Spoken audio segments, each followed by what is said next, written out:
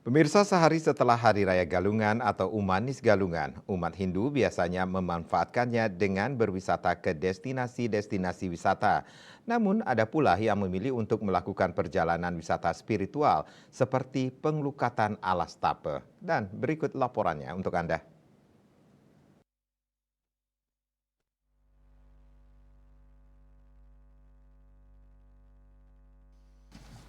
Umat Hindu merayakan Hari Umanis Galungan yang jatuh sehari setelah Hari Raya Galungan.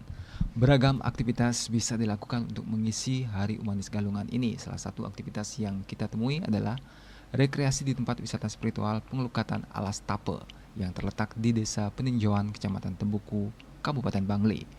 Penglukatan Alas Tape ini terdiri atas pancoran solas. Selain melukat, warga yang berkunjung juga melakukan persembahyangan di pura setempat.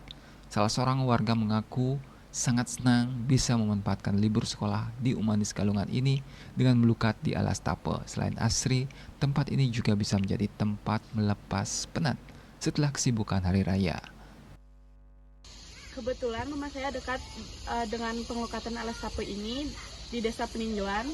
Jadi saya ingin memanfaatkan libur sekolah saya, yaitu Umanis Galungan ini. Saya melukat bersama teman dan keluarga saya, yakni untuk menenangkan pikiran dan memohon untuk diberikan ketenangan hati dan pikiran. Tape ini juga masih sejuk, asri. Jadi selain untuk digunakan melukat dan sembahyang, alas tape ini juga digunakan untuk ajang rekreasi.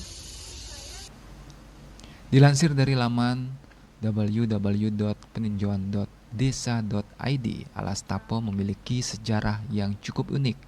Arti dari alas tape yakni alas yang berarti hutan, yang rimbun, dan tape yang berarti meditasi atau beryoga, yang bermakna pendekatan diri pada Tuhan untuk memperoleh kesejahteraan.